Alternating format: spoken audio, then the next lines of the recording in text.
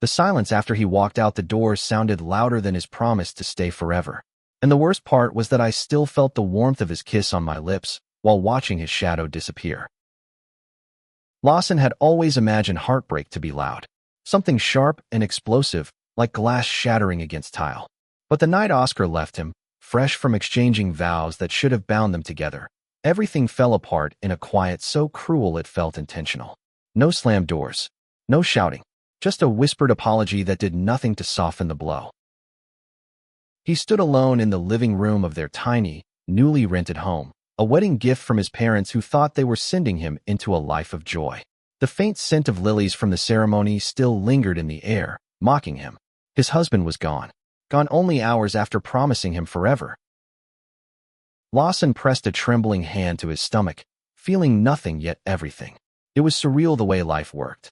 How love could be building something inside you while simultaneously collapsing around you. The child growing inside him wasn't planned, not exactly. But it wasn't an accident either. It was born from hope, born from late-night whispers and the shared belief that they were enough for each other, that they could overcome the world's judgment as long as they held on. He had held on. Oscar had let go. The days that followed blurred into each other. Lawson didn't cry at first. He simply existed. Morning sunlight streamed through the windows, touching the empty side of the bed in quiet accusation. A cup of coffee cooled untouched. The wedding rings lay abandoned on the nightstand, his still worn on a shaking finger, Oscar's placed gently beside it like a memory that hurt to look at. People asked questions, the kind that were well-meaning but heavy enough to crush someone barely staying afloat. "Where is Oscar? What happened? How are you?" He lied. He said Oscar was traveling for work, that things were fine, that he was fine. He wasn't. The only comfort he had was the tiny heartbeat he heard at the ultrasound appointment he went to alone. The rhythm was strong, stubborn, almost defiant. And somewhere in that sound, Lawson found the first hint of determination. Maybe the child had inherited his resilience. Maybe that meant something. Still, the nights were the hardest. The bed felt too big, and sleep came only in fragments. He woke from dreams of Oscar's arms around him, only to be greeted by a cold pillow and the quiet hum of the refrigerator. The loneliness pressed against him like a weight he couldn't shake off. He kept wondering why Oscar had left, why he had walked away from everything they built, why he had abandoned him hours after making sacred vows. Lawson replayed every moment of their wedding, searching for signs, for hints that something was wrong. But all he remembered was Oscar smiling at him like he was the only thing in the world that mattered. He clung to that memory, even when it hurt. Weeks passed, then a month, then two. The baby grew, and so did the ache in his chest. The town whispered. Some suspected the truth, others invented their own. Lawson kept his head down, worked quietly at the small cafe downtown, and pretended not to notice people looking at him with pity. He refused to break, if not for himself, then for the small life depending on him. One afternoon, while wiping tables at the end of his shift, he felt it for the first time, a flutter, soft and gentle, like a whisper from inside him. His breath hitched, tears finally spilling down his cheeks in a moment of overwhelming wonder. "You're still here," he murmured, "and I'm still here. I promise it'll be enough." But promises were tricky things. They could bind you, or they could haunt you. As autumn rolled in, the world outside transformed in shades of gold and amber. Lawson wrapped scarves around his growing belly, feeling the shift in his body with each passing day. He started preparing the nursery, painting the walls a warm green he hoped would feel calming. He bought tiny clothes that made his heart ache with a mix of love and fear. He was doing everything alone. He was preparing for a life that was supposed to be shared. Every night, he talked to the child, his voice soft in the dimly lit room. He told stories about love and courage, about dreams and second chances, about Oscar even when it hurt. Because no matter what happened, he wanted the baby to know love, not bitterness. One night, sitting on the floor of the nursery, surrounded by baby blankets, Lawson finally said it aloud. "I forgive him." The words surprised him, not because they weren't true, but because they felt like letting go of a shadow that had been clinging to him. Then, as if carried by the wind, A memory surfaced, the look in Oscar's eyes at the wedding. There had been joy, yes, but something else too. A flicker of fear. Something buried too deep for Lawson to see then. Had Oscar been planning to leave even as he said "I do," or had something changed in the hours after their vows? Lawson didn't know, and maybe he would never know. Still, life grew inside him, demanding love, not answers. He learned to cook healthier meals, even when they came out burnt.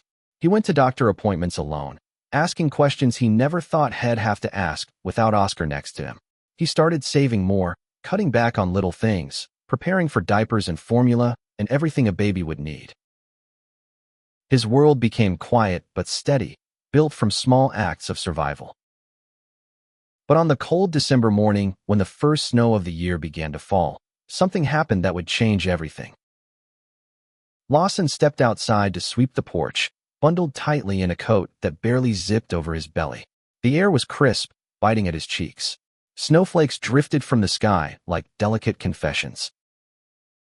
As he bent forward to brush the steps, a sudden sharp pain shot through his abdomen. He froze, gripping the railing, breath catching in his throat. Another pain. Stronger. Deeper. "No, not now," he whispered. "Not alone." He pulled out his phone with trembling hands, intending to call for help. But before he could dial, he heard footsteps crunching in the snow. Fast. Desperate. Lawson looked up. A figure was running toward him, breath clouding the air, snow clinging to his hair. His heart stopped. Oscar. He looked different, worn, hollow, like the months had carved grief into his skin. But those blue eyes, wide with panic and something deeper, were unmistakable. Lawson felt his lungs tighten. His grip on the railing faltered. Oscar reached him, stopping just inches away, breathing hard. "Lawson," he said, voice cracking. "Please, I need to talk to you." Lawson stared at him, emotion flooding through him in a tidal wave of anger, longing, and fear. But there was no time to unravel the past. No time for questions or explanations. Because another contraction hit Lawson so sharply he gasped, hand flying to his belly. Oscar's eyes widened in horror. "It's happening," Lawson whispered, voice trembling. "The baby. It's coming." And in that moment, as snow whispered around them and pain rippled through Lawson's body, he realized something terrifying and undeniable. Oscar was back. But he didn't know why. And Lawson didn't know if he could survive the truth. Oscar froze for only a second before instinct took over. He stepped forward, reaching for Lawson just as another contraction tore through him, bending him forward with a strangled breath. Snowflakes clung to Lawson's eyelashes as he squeezed his eyes shut, pain rippling through him like a current he couldn't outrun. "I've got you," Oscar whispered, voice trembling as he wrapped an arm around Lawson to steady him. His touch was warm, agonizingly familiar, and Lawson felt his chest tighten with a mix of longing and fury. "Don't," Lawson breathed. "Don't act like you care." But the words barely escaped him before the pain tightened again, forcing him to lean heavily against Oscar. Oscar held him up without hesitation. "We need to get you to the hospital," Oscar said urgently. "Can you walk?" Lawson shook his head, breath shuddering. "My bag's inside." "They'll get it." Oscar guided him carefully to sit on the porch step, the cold wood biting through Lawson's coat. "Stay here, please." Lawson wanted to protest, wanted to tell him he didn't get to care anymore, but another wave of pain broke through his body, stealing all his words. He gripped the railing until his knuckles went white. Oscar disappeared inside the house, and for a moment Lawson sat alone in the snow, breathing hard, watching his breath cloud the air. The world felt blurry, spinning at the edges. He was terrified not of the pain, but of Oscar's sudden return, of the truth he knew was coming. Within seconds, Oscar burst back through the door, bag in hand. He crouched in front of Lawson, brushing a trembling hand against his cheek. Lawson flinched. "Don't," he said again, voice cracking. "You can't just come back now." "I know," Oscar whispered, eyes glassy with guilt. "And I'm sorry. God, I'm so sorry. but right now we need to get you help.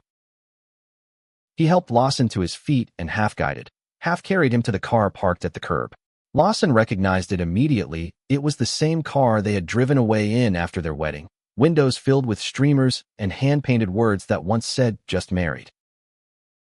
Now the decorations were gone, and the man who left was driving him to the hospital to deliver the child he had abandoned.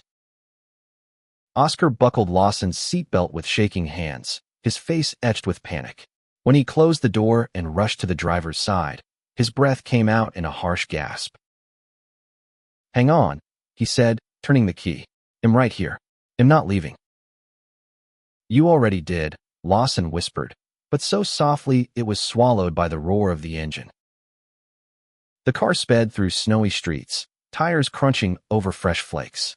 Lawson gripped the armrest, panting as each contraction grew stronger, closer. The world outside blurred past Christmas lights glowing through frosted windows, people bundled in coats hurrying down sidewalks, unaware that Lawson's life was unraveling and knitting itself back together all at once. "Are they supposed to be this close together?" Lawson asked through clenched teeth. Oscar glanced at him, fear flashing in his eyes. "No, but you're almost there. Just keep breathing, okay? I'm right here." Lawson let out a shaky laugh, bitter and breathless. "You said that before." Oscar didn't argue. He just tightened his grip on the wheel, jaw clenched, eyes wet. Minutes felt like hours. Lawson cried out when another contraction ripped through him. Oscar reached over, squeezing his hand. "Breathe, baby," he whispered without thinking. Lawson jerked his hand away as if burned. "Don't call me that." Oscar's face fell. "Sorry, I won't." But the damage was done. The old tenderness, the one Lawson had tried so hard to bury, crashed against him with every wave of pain. When they pulled up to the ER entrance, nurses rushed toward them as soon as they saw Lawson's condition. A wheelchair appeared, voices blending together in a swirl of urgency. "Is the father with you?" one nurse asked. Lawson's breath caught. So did Oscar's. Lawson hesitated before answering. Then he said quietly, "He's here. But that doesn't mean anything." Oscar swallowed hard, but he followed as they rushed Lawson inside. The hospital lights were harsh, fluorescent, buzzing like static. Nurses hooked Lawson up to monitors, asked questions he barely registered. Oscar hovered beside him, wiping sweat from his forehead, squeezing his hand every time a contraction hit. "Stop," Lawson whispered hoarsely at one point. "Just stop pretending." Oscar looked shattered but stepped back, giving him space. Hours blurred into one another. The pain was relentless, rhythmic, unstoppable. Lawson cried out, gasped, clenched his jaw so hard his teeth ached. Nurses coached him, the doctor reassured him, and all the while Oscar stood at a distance, looking like a man being torn apart from the inside out. At one point, when Lawson was between contractions and drifting on the edge of exhaustion, Oscar whispered softly from the chair across the room, "I never stopped loving you." Lawson's eyes fluttered open, glossy with pain and "I mean it." "Then why did you leave?" Oscar opened his mouth, then closed it, guilt twisting across his face. Before he could answer, another contraction surged through Lawson and everything dissolved into pain again. Hours later, after what felt like a lifetime, the room filled with frantic motion. The doctor leaned over Lawson, voice urgent. "It's time. You're ready to push." Lawson felt terror grip him. He wasn't ready. He wasn't sure he could do this alone. But he wasn't alone, not physically. Oscar was at his side again, ignoring Lawson's attempts to push him away, holding his hand with a grip so firm it felt like a vow. "You're not alone," Oscar whispered. "Not now. Not ever again. I swear." Lawson couldn't respond before another contraction seized him. He pushed, breathless, dizzy, tears gathering in his eyes. Nurses murmured encouragement. Oscar whispered his name over and over, voice cracking each time. "You're doing so good. You're so strong. I've got you. I've got you, Lawson." Lawson's heart twisted painfully at those words. He couldn't believe them. Not yet. Maybe not ever. But he kept pushing. Time lost all meaning. And then suddenly, through the haze of pain, he heard a cry. Small, sharp, real. Lawson's breath caught. The room blurred. Relief and heartbreak and wonder collided inside him. The baby was here. The nurses moved quickly, tiny hands lifting a tiny body. Lawson heard murmurs, gentle and professional. Healthy, strong, perfect. A moment later, they placed the baby in Lawson's arms. Everything stopped. The room, the pain, the fear, all of it faded beneath the weight of the tiny life against his chest. The baby was crying, face scrunched, little fists waving. Lawson let out a sound somewhere between a sob and a laugh. Hi, he whispered, voice trembling. Hi, baby. I'm here. I got you. He pressed a trembling kiss to the baby's forehead. Tears streamed down his cheeks.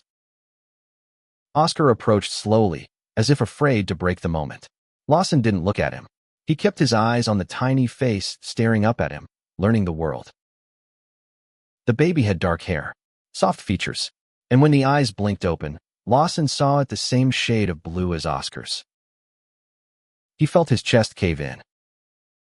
Oscar choked on a breath, hand covering his mouth as tears spilled freely down his face.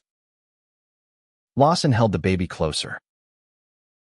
The doctor asked gently, would you like the father to cut the cord? Lawson opened his mouth to say no, but the word stuck. Because Oscar, despite everything, looked like a man who had fallen apart from love and regret. He looked like someone who wanted to fix what he broke. And the baby deserved to know love, even if Lawson didn't know if he could ever forgive. He nodded once. Oscar stepped forward with trembling hands and cut the cord, tears dripping onto the sterile hospital floor.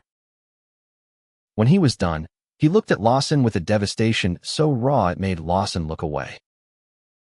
A nurse offered to take the baby for cleaning and measurements, but Lawson shook his head quickly.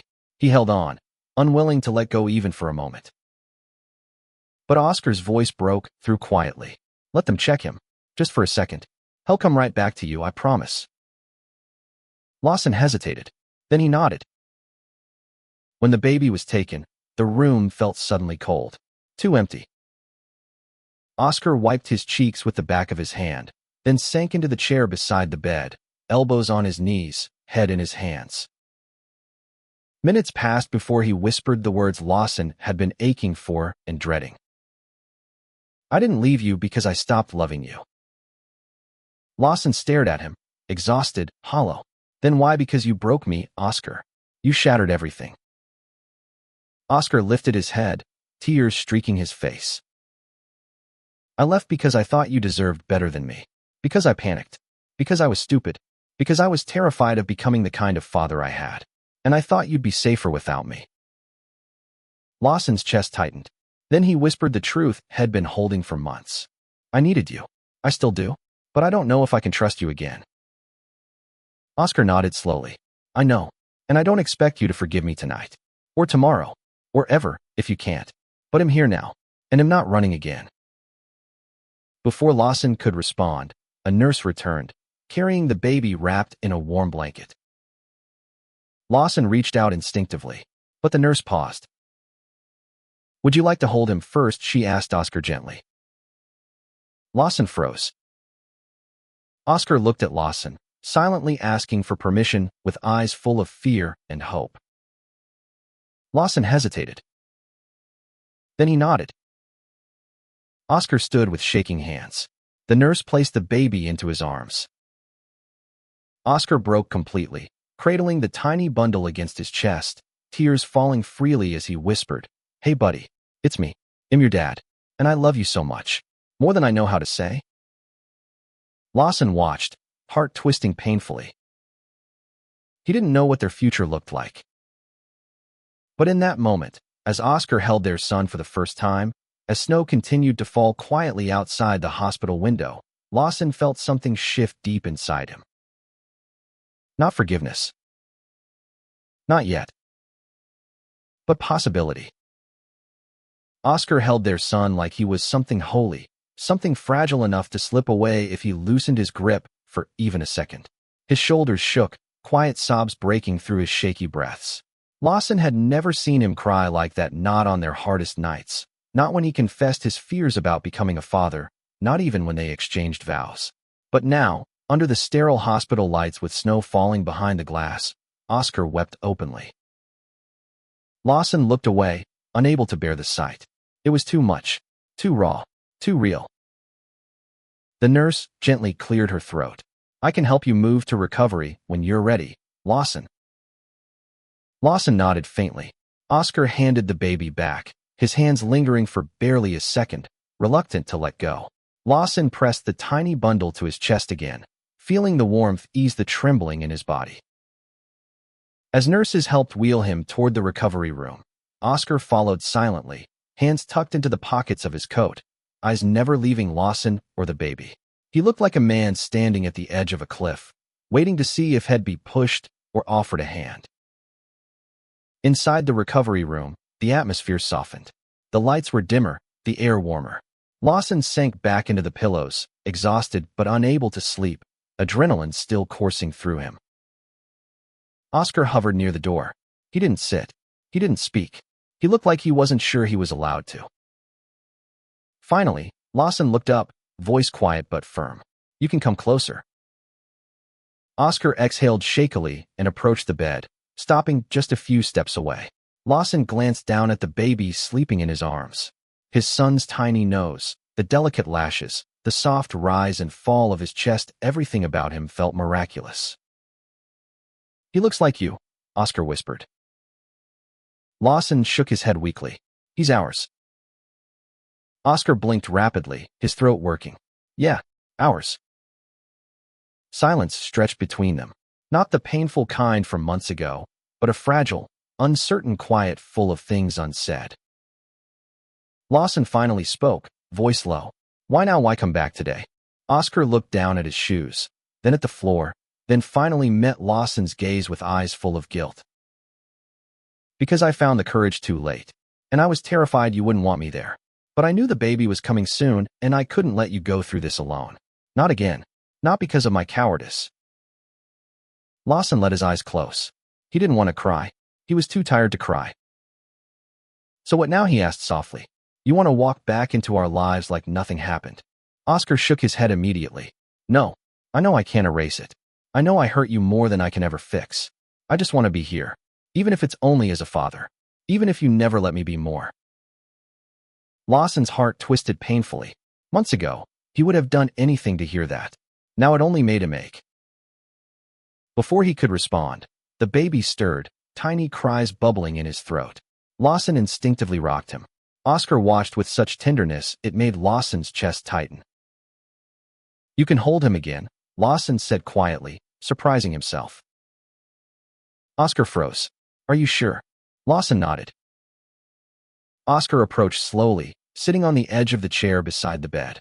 Lawson handed the baby to him carefully. Oscar cradled him like he was learning the shape of love for the first time. He whispered, "Hey, little one. It's okay. Daddy's here." Lawson swallowed hard. The word daddy stung, but it also filled the room with something warm, something hopeful.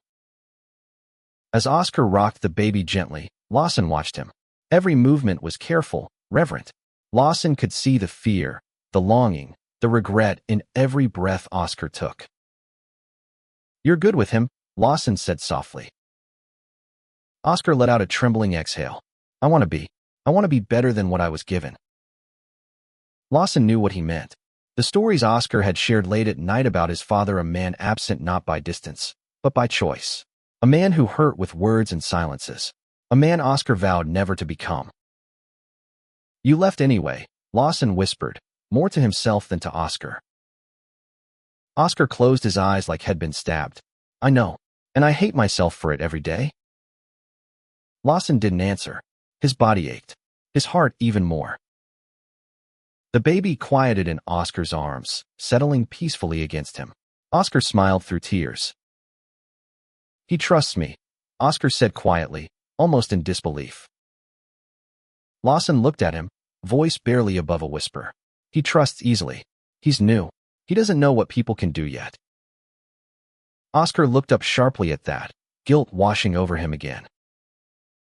Lawson continued, voice shaking. I do know, and I can't just forget. I don't want you to forget, Oscar said. I just want a chance to make new memories that don't hurt. Lawson let the silence swallow the room again. He couldn't promise anything. Not forgiveness. Not a future. Not the return of what they once had. But he could offer honesty.